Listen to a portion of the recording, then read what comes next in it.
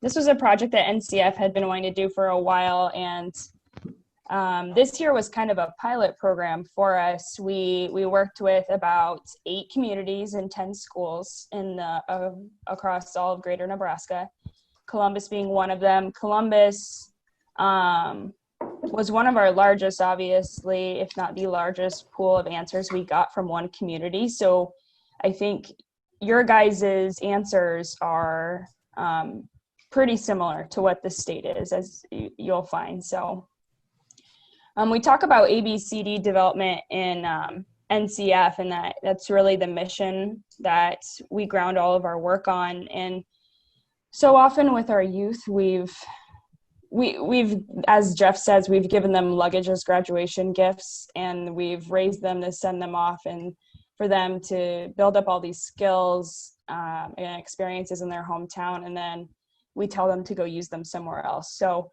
this survey was our chance and our introduction to how do we stop sending them off, and how do we find opportunities for them here in the community to not just gain experiences and to learn new skills, but to make investments with relationships, with people you know, with a network that you can rely on in your own community, so that one day you come back because you have those roots in your community.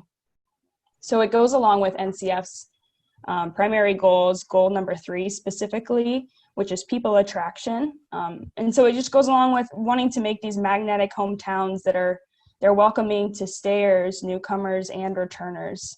And youth are a big part of that. From the moment that they're in the community, they're in the school community, they're in their extracurricular communities, they're in their family community. They're a part of so many different groups within their own community, and there's so many different ways to engage them. So there's lots of opportunities to invite them to come back.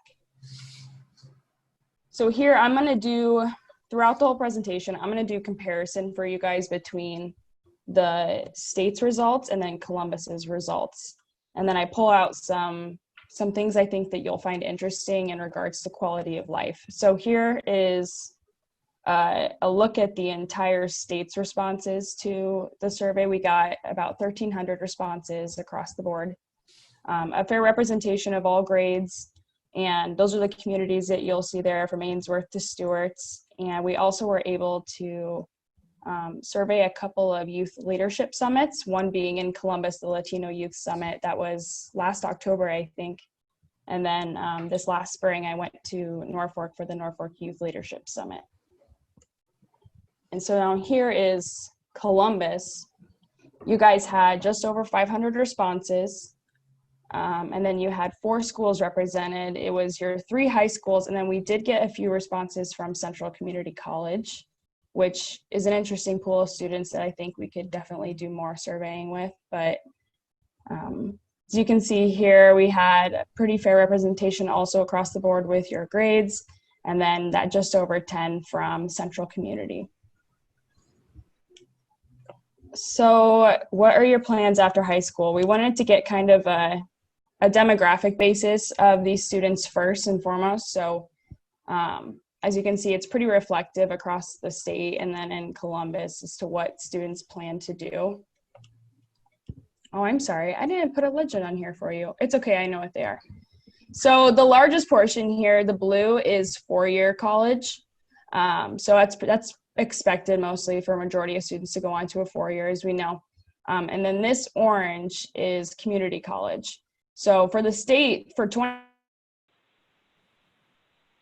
of students want to go to a community college trade school, that's something that I think has changed over the years and that is growing. So as a community with a community college, I think that's something that you could definitely use to your advantage when inviting youth back, that it's a growing opportunity that they see interest in. And then the 1% would be self-employment and military. The dark blue here is other. And then the 5% is to just go right into the workforce after school. So pretty reflective between the state and Columbus in that regard. So here are, I think, from the work you guys do, I think the next few slides are going to be the most interesting for Columbus and what your youth have said. So in the future, what industry would you like to work in? Columbus's youth pointed out 4 that were their most interested, and they are science, engineering, and mathematic based work, medical, firefighter, police, health science, and then education. So these are the industries that your youth want to go into. And then you'll see that they pulled the most from these, but there's still some other options here that were pretty high: business management, other, which tended to be more technical skills like HVAC or plumbing. So a lot of students kind of just wrote in those options. And then compare that to the state. Across the board, most Greater Nebraska students said they want to go into agriculture, health science, medical firefighter, and then that other again. So for you guys in Columbus, here are your 4. And where do they compare to what most students across the state want to do? Health science across the board was one that most Nebraska students do want to go into the health sciences.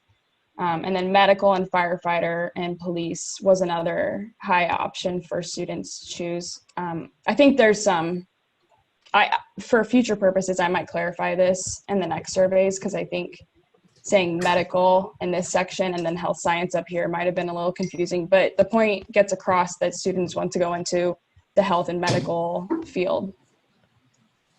So for science, engineering, and mathematics was only 6% across the state, which I thought was really great, something to boast in Columbus, that you guys have that really great career center at your high school.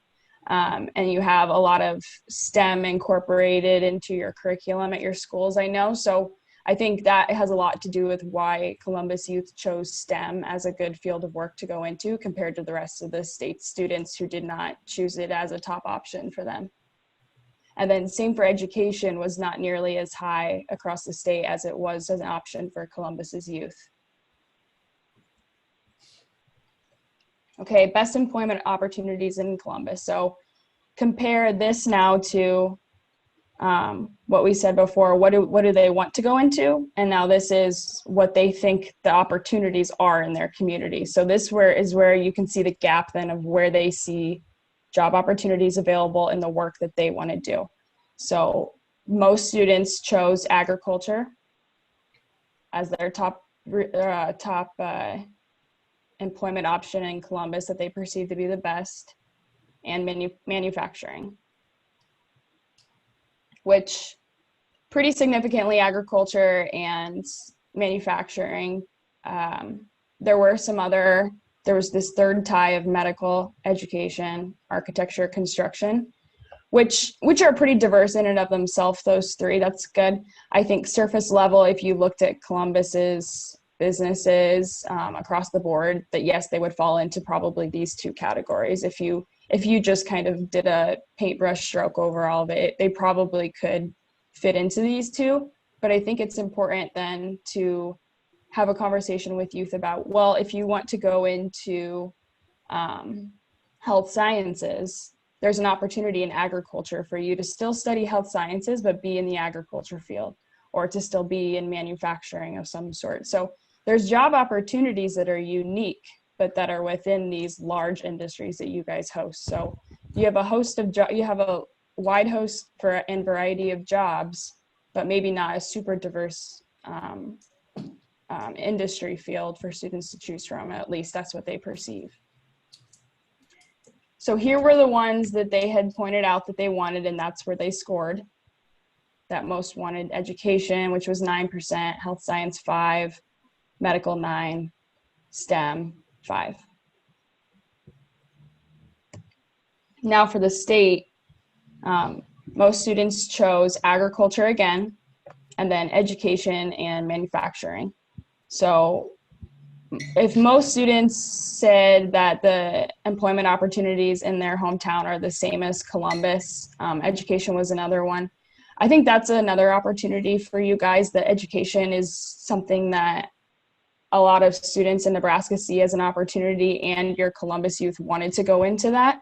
So I think that's another opportunity to work with your youth on. There's opportunities in Columbus for this. There's opportunities in Greater Nebraska for this. So those are what the state chose. Okay, and now these ones would be probably very interesting for quality of life. What Columbus youth value most in a community? We gave them these options to choose from, and then to rank as to what is most important to them in a future community and what is least important. Just because they chose something as not their top choice doesn't necessarily mean it's not something that they value in a community, though. You have to keep that perspective in mind, that they still value it because they still picked it. It just wasn't as their top option. But for those top options, they were these three of good schools, low crime rate, and proximity to family. Good schools and low crime rate were tied here for their top options, that most students chose either good schools or low crime rate as their number one quality that they want in their future community. And then the lowest ranking one was diverse population. Now compare that to the state, where most students chose low crime rate and good schools again as their top options. And then the lowest valued priority here was people my age.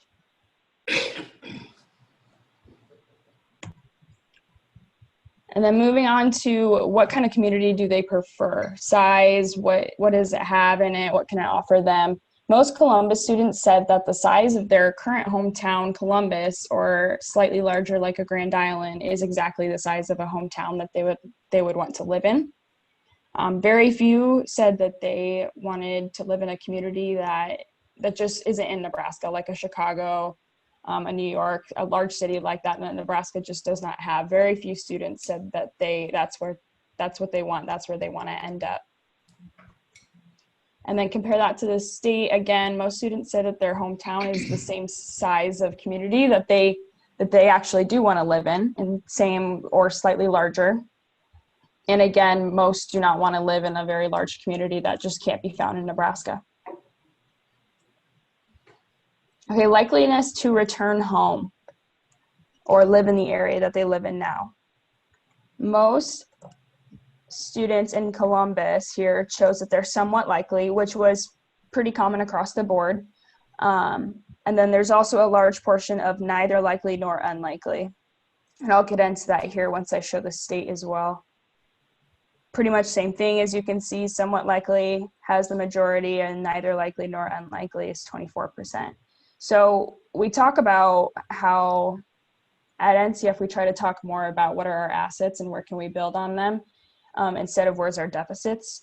So I think here is a great example of neither likely nor unlikely is your undecided students who they're not sure. They need something to make up their mind, whether it's an invitation or some kind of network they need to make, a relationship that they need to build. They just need that one investment in them that their community makes for them to make up their mind as to whether or not they return someday. So this is a huge portion, 20% of your students. If you could get 20% of your students to say yes to returning to Columbus, that sways this so much for you guys. So I think it also just starts with an invitation to them to get involved, or to make an internship opportunity, or to make some kind of network in their own community. Now, if you were to live in this area as an adult, what would be their main reason why? This reflects back to the values that they chose in a future community, that most students say that it's a good place to raise a family, and that they want family ties in the area. So this goes back to I want a place that has low crime rate, that has good schools, I'm close to my family, I have a strong network that I can connect to and rely on when I need it. So I think it further bolsters the point that these students don't necessarily care about, are there things to do? Are there places for me to go after hours or on the weekend? Is there activities going on, events, whatever? That these students would much rather have a community that they can trust, a community that they can rely on, especially in times like these. I mean, these students have grown up in a very, very global world. Lots of news going on, lots of things happening even in their own communities. And so I think the idea for them of having a community that everything else in the world might be going on and might be kind of crazy, but your hometown is always a place that you can go for security and for trust, and somewhere that you can find comfort. And I think that's something that these students are wanting and are saying in these results. So compare that to the state. Same thing, good place to raise a family was the highest, and family ties. Job opportunity was actually a little higher than I had thought. You guys were 20% and the state was 17%. So I think that's really great that students still do see that there's a good pool of job opportunities in their community. Okay, now into the reasons why they would not return. So if you were to not live here as an adult, what would be your main reason? Most of your students said because of a career opportunity elsewhere, which was pretty universal across the board here for all of the state of Nebraska. It seems that job opportunity is the decision maker and where they end up going. And that might just be for the time being. It might be that they see themselves with a family at that time. And so having a stable career, one that can pay well, one that they enjoy is the most important thing to them, because it provides that support for them and their family. Or maybe it's because they want to jumpstart their career, and their career is their most important thing to them coming out of school. That's something that I think you guys could take some time to talk with youth about. And what is it about career opportunities elsewhere that would make you choose Omaha over Columbus? And then that's the stays. You can see very similar. Now into some perception questions. Do you think that there is a negative stigma with returning to your hometown? Oops. Okay, so about 70% said no, which we think is a mentality change for sure over the past decade. I don't think students 15, 20 years ago would have said, no, there's no negative stigma with returning to my hometown, especially with the huge brain drain that we saw over recent years in rural Nebraska. And I think that is reversing itself, and that a lot of students are changing their mind about returning home. They don't see it as something negative or something to be embarrassed of or ashamed of, that they see it as a great option for them. And same with most of the state. Now for youth involvement, we found that, no surprise, Nebraska youth are highly involved in their schools and their communities, whether it's school activities, charitable work, volunteerism. They're highly involved, and they make a big investment of their time into these extracurriculars that they don't get paid for. They don't get any sort of benefit from it besides the fact that it's an experience for them to learn and to grow and to make community in those groups. About same with most of the state. So thinking about how involved students are and their likelihood to return home, and that 20% who said that they're undecided, now we need to look at, are we actively inviting these students to be a part of this community? What is it that's making them undecided? So, and to these questions now, true or false, my peers and I are invited to share our opinion or get involved in town projects or happenings. Most of your students said true. Compare that to the state, it was a little tighter. It was nearly 50%. Also, why these percentages don't add up is because some students didn't answer, so if you're wondering that. And then next, true or false, I feel connected to the place I live now. 77% of Columbus students say that they do feel connected to Columbus, and the state was about 70. So you have a little higher percentage of students that feel connected in Columbus. And then the last one here, true or false, I play a role in this community. This is where it gets really close. So you look at these first two for Columbus, from the student's perspective here. My peers and I are invited to share our opinions or get involved. They think most of the time, yes, we're involved, we share our opinion and everything. True or false, I feel connected to the place I live now. I have my schoolwork, I have my group of friends, I have my job, I have my extracurriculars. Yeah, I feel connected. I have lots of things that I am involved in, and now this one, I play a role. This is where it's some students of, okay, so I'm in all these things. I am active in my community, but I don't feel like I play a role. I don't feel like I make real change in my community. I don't feel like that my presence makes an impact in my community. So this is where it gets the mindset of, if I left, it would be okay. And I don't necessarily need to return because I don't see the value that I bring to Columbus. So identifying our youth's assets and inviting them into opportunities and situations where they can use those assets is where we can grow this true percent higher. State then also is very close. And then to close out the survey, we just asked youth to use a word to describe their community. And this is what Columbus youth had said. Don't be offended by boring. It was on every single response. Don't be offended by it. There's some really great words in here though, like friendly, it's home, it's small, it's quiet, it's peaceful, it's fun.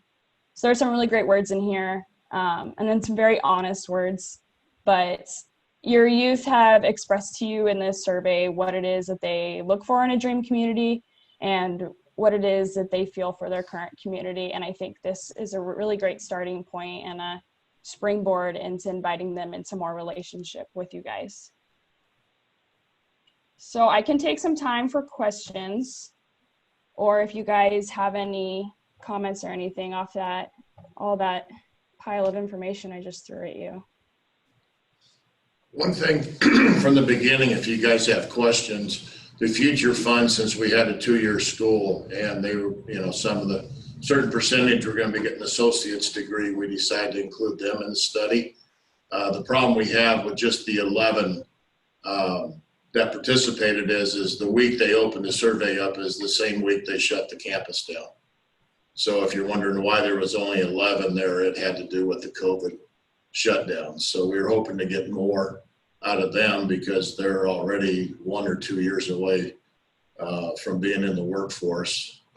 So that's why there was only 11.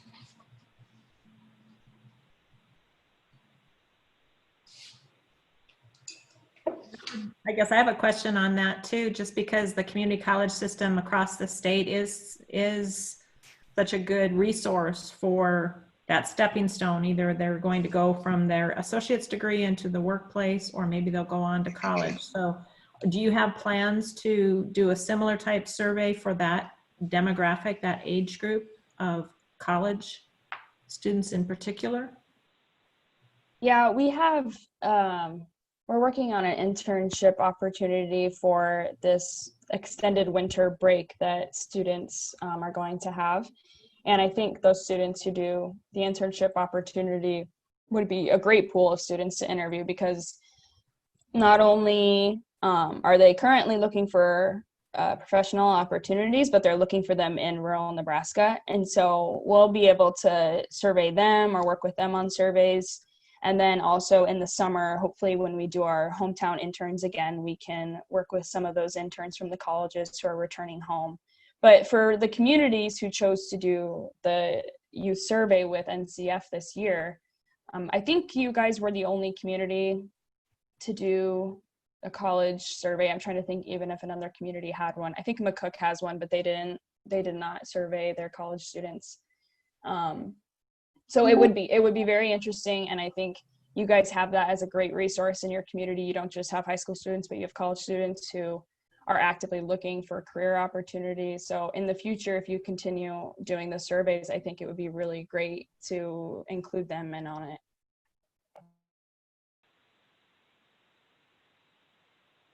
Other reactions or thoughts from the school system? Yeah, this is Dennis. I guess, I've been reading the articles in the paper, and with your information you're presenting, I'd have to admit I was a little surprised. I'm thinking about the high school age here and some of the answers and what they are valuing, a safe community, a good place to raise a family and so forth. And as we've talked over the years here, we always felt like, well, we need more things for younger folks to do, to connect, more entertainment, and that maybe those things like to raise a family wasn't that important. So it's changed my perspective in that regard. But I'd have to say, when you put up the last slide, and though I'm trying not to be offended by the word boring, it does stand out. So it looks to me like we got kind of like two ends of the spectrum to deal with here. Those values are really important over here, but at the same time, I'd rather see the word exciting, and all that sort of thing, instead of the word boring up there on that last slide. But anyway, that's just an observation, and maybe you have something to add to it, Kristen. Maybe I'm way off. No, you're absolutely right. And surveying youth is complicated because they could say one thing in one section and then say something totally different in another. And I think that's where it provides the opportunity to have actual conversation with them then, and to talk with them about, okay, if you value family-oriented, small, strong family ties, strong schools, then what is it that could be fun and exciting about those things? If those things are what you value, where can we make those things more fun and more engaging and more exciting for you to be a part of? Dennis, I think the line I always heard was that boring people are boring. Working in education, kids tend to use that word a lot. But engagement is the key. Kristen, I would ask, is the results, so these kids took the survey, is there a plan that the communities that you were in, the schools that you were in, sharing those results right with the schools so that the kids can see those? What's the plan there? Yeah, so we're only sharing the information with the affiliated funds or with community groups like you guys. And then from there, it's kind of the community's information and data to share as they would like. What we encourage at NCF is to not stop the conversation with the survey and to follow up with the youth with either in-person conversation or maybe do some other way to engage them, obviously right now, with following up maybe some of the discrepancies that you found, like why is it you said boring? If you would leave here for another job opportunity somewhere else, why is that? So just asking some of those tougher questions that came up in the survey that you need answers to.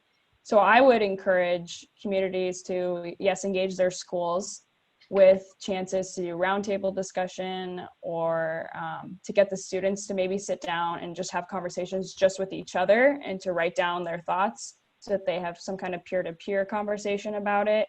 But yeah, I would encourage the communities to continue the conversation beyond the survey, and then also to continue the survey so that you can keep building it and keep seeing what's real, what's actually what students are feeling or what's changing with the times. So I think following up with them is the most important thing, though, because if you just surveyed them and left it at that, I just think it was almost unfulfilling for the student then to know I expressed my concerns and my thoughts in this survey and nothing was ever done or no one ever followed up with me about it. So I think that's a really important next step of this project.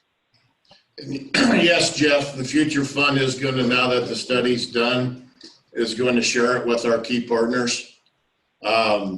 This happened right before COVID, and the next step, as Kristen talked about, was to have roundtables then with the schools. But because of the situation, we were unable, to do that. So we will get this all out on a printed form and then get it out to everybody on this call and some other organizations. So the Future Fund plans, since we're the affiliated fund of the Nebraska Community Foundation, then yes, we plan on sharing this city council, the county, all you guys on there and some more people. So we're not done with it. We just got it completed and the information will be distributed.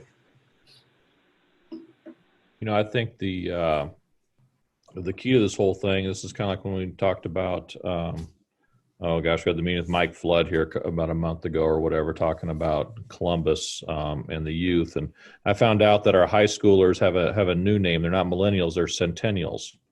I did find that out. But so I had a conversation with Casey here a couple weeks ago about this survey, and so I started asking some of our kids about the engagement in the community and making a difference. And Dennis, I'm like you, the boring thing. I think if I went and asked our students, okay, so it's boring, what would make Columbus exciting? And I didn't use those exact words when I talked to these kids. They don't know what they don't know. They can't tell you what it would be to make Columbus more exciting. They just know that they're bored. And you have to remember that, when I was a youth, about the same time you were, Shohan, so long time ago, I thought Kearney, Nebraska was boring, and that had a lot going. I mean, I think that's just part of that process and that age where you're just trying to figure out what you want to do and where you want to go. I mean, I don't know if we're ever going to solve that piece of it, because there's so many more activities and options for our kids today than we ever had when we were growing up at that age. Everything from I just look at our high school and say it's the same way over at SCOTUS. You look at the one act plays and the musicals and all the sports we offer kids and the band. And I mean, there's so many things for them to do, but it's that 7 o'clock to 10 o'clock when they're ready to go, what is there for them to do besides go to the movie theater? And where the world's at their fingertip electronically, they see all these wonderful things that are happening all over the world. They wonder why they can't have that in Columbus. And what does that look like? So, I look at my own kids, they'd probably say Columbus is boring because they've been on some nice family vacations. We don't have a beach. We don't have an amusement park. We don't have the exciting things, but you can't have those every single day either. So it's interesting because I guess going back to my original comment, I don't know if our kids could identify what it would take for Columbus not to be boring. I don't know if they know that answer, because I think you're going to get the same answer every year. I think though too, like from speaking from a SCOTUS standpoint, and this is my 16th year here, I know that we did not do a good enough job before of really trying to help our kids know the jobs and things that were here. We're focused on the academic part of it or extra, but we really tried to shift that focus in the last couple of years, and even went so far as to hire somebody who's a career education coordinator now, because we have to engage them more with the people that own the businesses here in town, so the kids can really get a good grasp about what they can do here. Because I think in the end they do, a lot of them, like the results said, there is that leaning. They would come home, and I think it's even more of a nudge when they figure out there are good paying jobs here and there are jobs in the fields that I want to go into, and this town isn't so small. And, so there's that opportunity there. The other thing I wanted to ask you, Kristen, was, okay, so is NCF going to have any kind of role where are you going to monitor the communities that you did these surveys in, and then see some of the best practices that are being developed by some of these communities that are working for them, and then publicize that, broadcast that out so people can see those things? Or do you step out of it now? Yeah, we absolutely could do that. Most of the communities who did it this round want to continue doing it. And the communities who did the surveys this round are some of our best with engaging students. So McCook and Axtell were my two pilot programs that I did it first with. And McCook, for example, with their affiliated fund, their community fund, and in McCook, they have a youth change reaction subcommittee on their fund. And so they are an example of a community who has already begun to engage their youth in their community decision making. And so I think they're a good example to look at. But yeah, we've talked about wanting to create some kind of resource for communities to see examples or to find ways to actually invite students to be a part of it. But that would be a good resource, I think, for other communities, is to, we have this information, but how exactly do we invite them, or what's what's a way to get them involved now that we have this information. So we can definitely do that for all the communities who choose to do the surveys. I think it's a great opportunity, as we think about how to invite students and to work with Troy and Jeff and all the schools that, as an example, as we're talking here, I think about, our 23rd Street reconstruction project and good opportunity for the chamber, and the streetscaping portion of that. And I'm going, why didn't we invite a group of young students to come in? It had been an opportunity to talk about what's going to happen here in Columbus over that time period, and plus get their input on how do you think it should look, and give them some real things to get their hands into that, would involve, some of the science and the engineering, but also the other aspects of the community you want to live in. You want it to look nice. You want it to be a good place to raise a family. I mean, real projects that we could invite those groups in, and we'd look to Jeff and Troy and says, identify a group that you think's got a real interest in this particular project, whatever it might be. It could be something in the health field that they could come and provide some input to the hospital and sit around with folks and get engaged, get connected. Maybe that's a real benefit, and just really feel that part of it. Of a real project going on here in Columbus, work with the city, work with the county, a lot of different opportunities there. I think that would be great for this building project for the city, when the vote passes and the architect hit the ground running, to have a team of youth who want to be involved in some of those different discussions as far as what things might look like, and even getting involved in looking at architect plans and the engineering that goes into site prep and all of that. If there are students who you think would be interested, let me know. I was going to say another group that's kicking off today is the Youth Leadership Columbus. They're having their first session today at the chamber.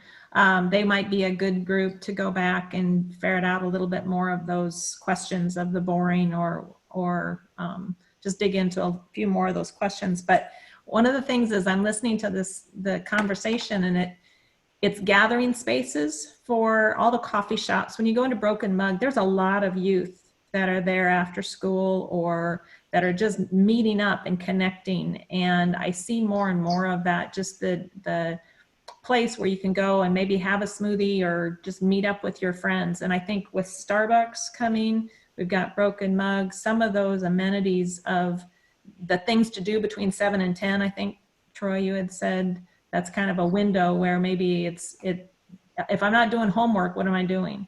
And I don't want to get in trouble. So, what is there to do, and maybe providing connecting points for them. The other thing that I was thinking of is we've got so many nice programs, the PATH program, we've got the job shadowing, we've got Youth Leadership Columbus, the 4-H, FFA, all of those activities that you mentioned, the youth leadership, there's just there. And then on the college level, we're engaging with UNL on several capstone projects. We are trying to really involve our youth, but I love the idea of bringing this, and you do plan to, you or Casey are going to present this at the Housing Committee. That awareness, I think, is good for our different committees. Engaging diversity, I would like to have them hear this message. And then even the board would be a group that would possibly benefit from a recap. Just that awareness so that we can think of those opportunities to bring youth in and ask them, get them involved, play a role, give us some feedback. One last thing, the Envisioning Columbus that Troy mentioned, it was kicked off by the mayor in late July. Josh Johnson has stepped forward. We've had a couple meetings, just struggling a little bit of how to launch. But we do know we need some decision maker feedback. And then the feedback from this survey has already been put into our database as one group we're going to dig into a little bit more, and maybe have focus groups to find out what is it that we want our community to look like. So lots of good things going on, and this just feeds so well into all of it, Kristen. So, and Rick, thank you very much for doing this. You know, I've got a lot of peers I talk to around the state, and even though we think that, you know, we're not doing enough, um, I'm telling you, folks, we're doing 10 times more than a lot of my peers in their communities. So it's a pat on the back to the people not only in this room, but, you know, other leadership people within the community, because you know, when I talk about what's happening in Columbus, and they're kind of like, really, how'd you get that started, or how did you have that conversation? Where did it start? And you know, when I hit the ground running 11 years ago, I got introduced to the Quality of Life Committee, and that for me was kind of that springboard. This is kind of that group that does that planning and that I guess putting those dreams together and put it to reality. I really like that part of it. So when we don't be too hard on ourselves. I mean, we could always do better, don't get me wrong, but we've got so many things that we've done that other communities wish that they could even have these conversations. Kristen, I had one question. If I go back to your beginning slide, I can't remember the exact numbers, but you had surveyed 9th, 10th, 11th, and 12th graders, and I think the 9th graders had the largest, at least in the Columbus region. I mean, nothing against 9th graders. I mean, I've had 2 kids that have gone through 9th grade, but I would definitely, their opinions of our community, or at least their maturity level, is different from when they were freshmen versus senior. Are you able to take the data and kind of, you know, extract it to really look at what I would consider a more mature student at a junior, senior stage versus a freshman? Because at least in my household, maybe other households are different, but my kids at 9th grade didn't know where their shoes were in the morning, regardless of where they wanted to work or live for the rest of their life. So is that something you guys look at and extract that data? Because to me, I would probably take a 9th grader's opinion as a grain of salt. Yeah, and that's a good question, Chad. We can definitely pull by groups, or even if you just want your seniors maybe to get their opinion. Or then if you continue this every 4 to 5 years, it'd be interesting to also look at the freshmen right now and then see what they thought when they're seniors, what they think, and if it's changed at all. So yeah, that's an easy task to do. We can definitely break it down for you guys. So maybe I'll do that, and I'll send it to Casey for him to share with you guys. That's a good point, Chad. I like that. However, I know Jeff, you're doing the same thing there. We've kind of revamped how we're doing this, you know, trying to get our kids interested in careers. And I liked your slide with the different careers that our kids chose, because that helps us as we plan for the future, as we advance our STEM program. But I know with the freshmen, I think that's good information, and be good to see how that changes when they become a senior. But I like the freshman data because we're doing a lot of 4-year planning. And so we're having kids even earlier identify potential career choices. So they might choose 5 things on that list, but eventually they're going to narrow it down to 2 or 3. And so I think that initial piece of that information, the piece of that data as a freshman, gets them thinking about, what do I want to do later? Because I've got a daughter who's a junior now, and I would tell you she has not wavered on what she's wanted to do since her freshman year. But I have 3 older sons who graduated with something completely different than what they thought they were going to do when they went to college. So it's kind of a crapshoot anyway. But I like getting that freshman information, because that helps us plan as a school district what to provide for the kids. That's a good point. We just switched to a career education software program, Naviance, for 7 through 12, and we're going to have, each kid's going to have a file for all the way they go through electronically to look at how their interests change throughout that 6 years that they're here. So I think that's a good point.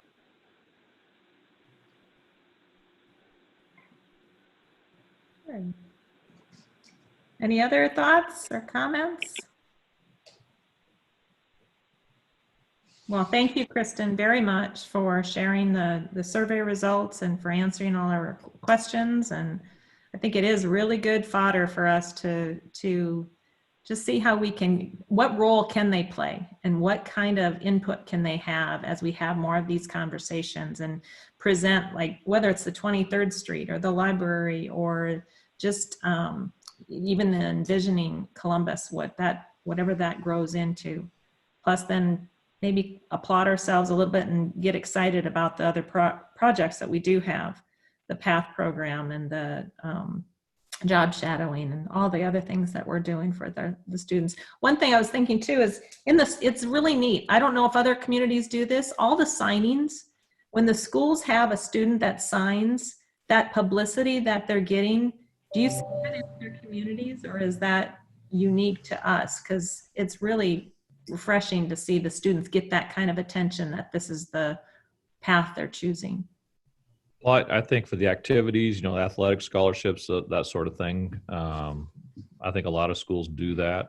Not very many schools do the academic piece. I mean, when kids commit to going to a college or university or whatever, getting the representatives here and having a signing with all their stuff on there, I think that's kids really enjoyed, and the feedback we've got from parents and everything are, oh, thank God we're not always thinking about the athletes, type deal. We're, the academic portion of it. So our kids really like that piece of it. And oh, by the way, Jeff, I'll give you a kudo. You did a good job with this one. Okay.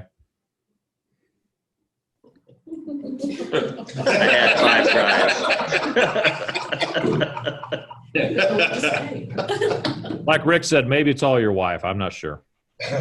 Well, you guys saw the presentation, so I have nothing left to say now. You all know yourself. Kristen, when will the Future Fund get a copy of this report so we can get it distributed? Yeah, you guys have what I give communities what I call a short report, which just breaks down their specific data. And then did you say that you guys are getting the full official statewide report from Casey? Yeah, I've already received it. Okay. Oh, okay. Good. I can send it again. I think I sent the most updated short report to Casey just now. I think I have your email though. I can just send that to you too. And then I'll also send you the slideshows for you guys to use whenever you'd like.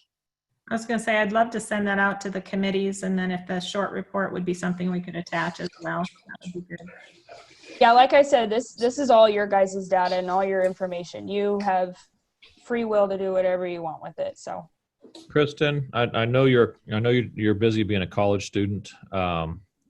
Would you consider doing this presentation for my administrative team? I have about 21 administrators on October 9th. Would that be a possibility? yeah, I can do that. Do you have my email? I'll drop my email address in the chat for you to send me an invite maybe. Perfect. Thank you. Yep. Well, very good. All right. Well, we just have a few minutes. Is there anything burning that somebody wants to share on any of the other topics, whether it's the why, the school? We're just plugging along as far as the building project goes for the library, community center, children's museum, all that, city hall. The foundation, their marketing, their portion of the marketing will take over here in a couple weeks. They're calling it phase 2 and 3. Basically, it's the vote for marketing that the city takes a step back. I mean, we'll still be doing education as far as we've got something in the water bills that will come out, and we're doing presentations. But like Facebook and the radio ads, print ads will transition over to vote for. They've ordered yard signs, so those should be coming soon. So keep getting the word out. Have you gotten much reaction from what you have been on Facebook, the likes? I think the last time we met, Katie had liked it. And have you gotten some good feedback or any concerns? I mean, we've had a few negative comments on the paid advertisement on Facebook, and the marketing team just advised that we hide those comments and then contact the people individually, which is what we're doing. So mostly it's misinformation. Use this tax money for something else. We can't. You know, it was voted in 2016 for this purpose: police, fire, library, or cultural projects. So sorry guys, we can't use it for roads. And just kind of clearing that up has been the biggest thing.